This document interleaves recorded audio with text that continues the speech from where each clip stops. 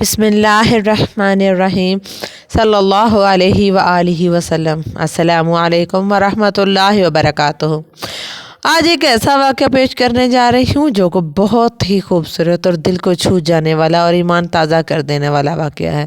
واقعہ پورا دیکھیے گا اور انشاءاللہ آپ صلی اللہ علیہ وسلم سے محبت آپ کے دل میں دگنی پیدا ہو جائے گی۔ ایک ترک کے مسلمان ہیں جو کہتے ہیں کہ میں مسجد نبوی شریف کے احاطے میں کھڑے ہو کر اپنے آنکھوں دیکھا واقعہ بیان کر رہا ہوں۔ کہتے ہیں میں وہاں کھڑا تھا کہ 4 پولیس والے کسی کا انتظار کر رہے ہیں۔ پھر ایک شخص نمودار ہوا تو پولیس والوں نے بھاگ کر اسے قابو کر لیا۔ اس کے ہاتھ جکڑ لیے۔ نوجوان نے کہا مجھے دعا اور توسل کی اجازت دے دو، میری بات سن لو، میں کوئی بھکاری نہیں ہوں، نہ چور ہوں۔ پھر وہ جوان چیخنے لگا۔ میں نے اسے دیکھا تو ایسے لگا جیسے میں اسے جانتا ہوں، اور وہ کہتے ہیں میں بتاتا ہوں کہ میں اسے کیسے پہچانتا ہوں۔ کہتے ہیں دراصل میں اسی کتنی دفعہ بارگاہ رسالت میں روتے ہوئے دیکھا تھا۔ یہ ایک ایسا نوجوان تھا جس کی عمر 35 یا 36 سال کے درمیان تھی۔ اس کے سنہری بال اور ہلکی سی داڑھی تھی۔ میں نے پولیس والوں سے کہا جب اس کا کوئی جرم ہی نہیں تو تم نے لوگوں نے اس کو کیوں ایسے پکڑ رکھا ہے؟ ایسا کیوں کر رہے ہو اس کے ساتھ؟ آخر کیا الزام ہے اس پر؟ انہوں نے مجھے کہا ارے او ترک، تو پیچھے ہٹ، اس معاملے میں بولنے کا تجھے کوئی حق نہیں۔ لیکن پھر بھی میں نے کہا آخر اس کا تمہارے ساتھ مسئلہ کیا ہے؟ کیا اس نے کوئی چوری کی ہے؟ انہوں نے کہا نہیں۔ کہتے ہیں یہ بندہ 6 سال سے ادھر مدینہ شریف میں رہ رہا ہے، لیکن اس کا یہ قیام غیر قانونی ہے۔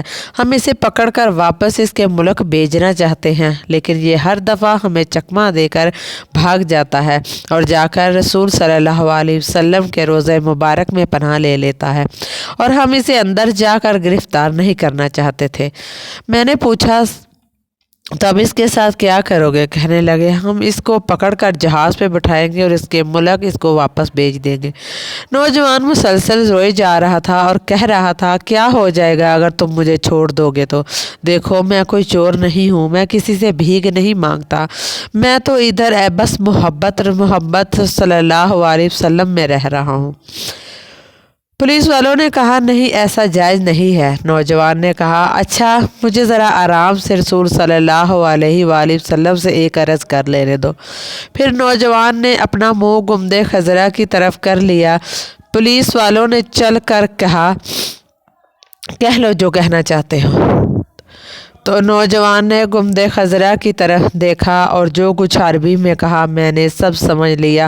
وہ نوجوان کہہ رہا تھا یا رسول اللہ، کیا ہمارے درمیان اتفاق نہیں تھا ہوا؟ کیا ہم نے اپنے ماں باپ کو نہیں تھا چھوڑا؟ کیا اپنی دکان بند کر کے اپنے گھر بار کو نہیں تھا چھوڑا؟ اور یہ عہد کر کر یہاں نہیں تھا آیا کہ آپ کے جوار رحمت میں رہا کروں گا؟ حضور اب دیکھ لیجئے یہ مجھے ایسا کرنے سے منع کر رہے ہیں۔ یا رسول اللہ، یا رسول اللہ، آپ مداخلت کیوں نہیں فرما رہے؟ یا رسول اللہ، آپ مداخلت کیوں نہیں فرما رہے؟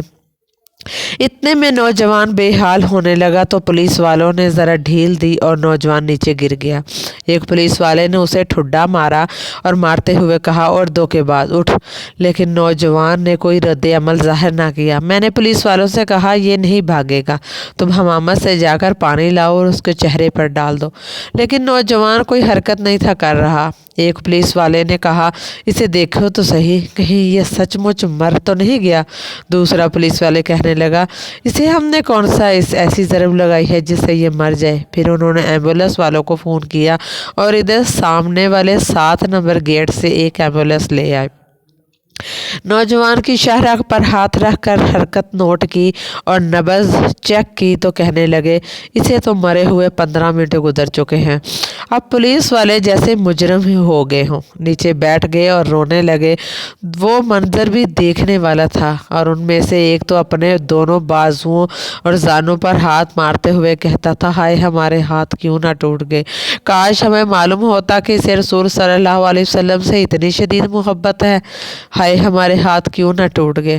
اس کے بعد ایمبولینس والوں نے اسے وہاں سے اٹھا لیا اور جنت البقیع کے طرف تجہیز و تکفین کے لیے حصے میں لے گئے۔ غسل کے وقت میں بھی وہی موجود تھا۔ میں انہیں کہتا تھا کہ مجھے بھی ہاتھ لگانے دو، مجھے بھی اس کی چارپائی کو اٹھانے دو۔ جب جنازہ تیار ہو کر نماز کے لیے جانے لگا تو پولیس والوں نے مجھے کہا، ہم نے جتنا گناہ اٹھایا ہے بس اتنا ہی کافی ہے، اسے ہمارے سوا کوئی اور نہیں اٹھائے گا، شاید اس طرح ہمیں آخرت میں کچھ رعایت مل جائے۔ میرے سامنے وہ نوجوان بار بار کہہ رہا تھا کہ یا رسول اللہ، آپ مداخلت کیوں نہیں فرما رہے، آپ مداخلت کیوں نہیں فرما رہے؟ دیکھا، رسول صلی اللہ علیہ وسلم نے مداخلت فرما دی اور ملک الموت نے اپنا فریضہ ادا کر کے اسے آپ تک ہمیشہ کے لیے پہنچا دیا۔ اللہ ہمیں اپنے حبیب صلی اللہ علیہ وسلم کی ویسی ہی محبت عطا فرمائے جیسی اس نوجوان کو عطا فرمائے تھے۔ آمین یا رب العالمین۔